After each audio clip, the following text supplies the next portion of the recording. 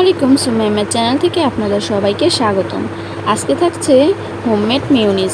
এই মেয়োনিজটি বানিয়ে এক সপ্তাহের মতন রেখে রাখতে পারবেন। আজকে হাতে কিভাবে মেয়োনিজ বানানো যায় এবং ব্লেন্ডারে কিভাবে বানানো যায় এই ভিডিওতে দেখাবো। যারা স্বাস্থ্যসম্মত মেয়োনিজ বানাতে চান তাদের জন্য আজকের এই ভিডিওটি। প্রথমে নিয়ে নিচ্ছি একটি বাটি, এরপর নিয়ে নেব 2টা ডিমের কুসুম, আরেকটা হ্যান্ড উইস্ক দিয়ে কুসুমটা ভালোভাবে মিক্স করে নেব। ডিমের কুসুমটা কিছুক্ষণ মিশিয়ে নেওয়ার পর এখন দিয়ে দেব হাফ কাপ সয়াবিন তেল। অল্প অল্প করে তেলটা ঢেলে নিতে হবে। তেলটা অল্প অল্প করে দিয়ে মিশিয়ে নেব।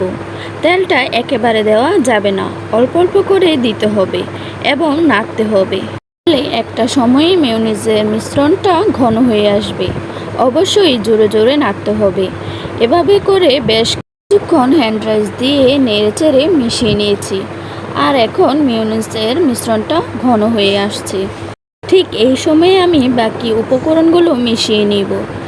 দিয়ে দেব 1 চা চামচ সাদা গোলমরিচের গুঁড়া, আবার দিয়ে দেব 1 চা চামচ ভিনেগার আর 1 চা চামচ লেবুর রস। আবারও মিশিয়ে নিচ্ছি। আর দিয়ে দেব 1 চা চামচ চিনি। চিনিটা দেওয়ার পরে আবারও একটু মিশিয়ে নেব। 1/4 চা চামচের মতন দিয়ে দিচ্ছি লবণ। আর সবগুলো উপকরণ মিশিয়ে নেওয়া হয়ে গেছে। আর আমাদের হাতে বানানো মেয়োনিজ এখন তৈরি হয়ে গেছে। এটা যখন আমরা নর্মাল ফ্রিজে রেখে দেব কিছুটা ঠিক হয়ে যাবে। এখন চলুন ব্লেন্ডারে মেয়োনিজ বানিয়ে দেখাই।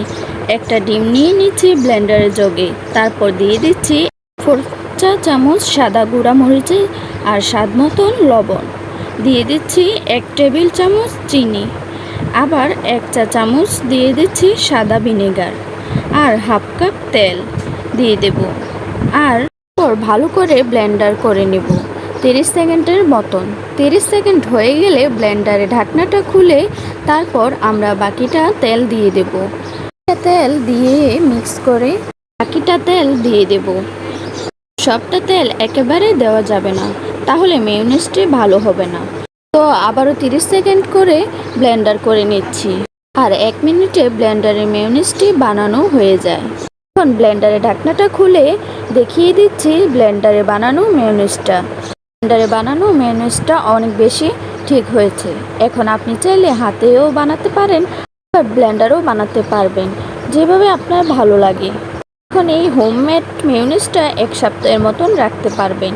এখানে আমরা ভিনেগার দিয়ে দিয়েছি, যার কারণে এটি নষ্ট হবে না। আশা করছি দুইভাবে সহজ পদ্ধতিতে মেয়োনিজ তৈরি করা দেখাতে পারছি। তো বন্ধুরা, আজকে ভিডিওটি এখানে শেষ করছি। আমার ভিডিওটি কেমন লাগলো অবশ্যই লাইক, কমেন্ট, শেয়ার করে জানাবেন। ধন্যবাদ। আসসালামু আলাইকুম।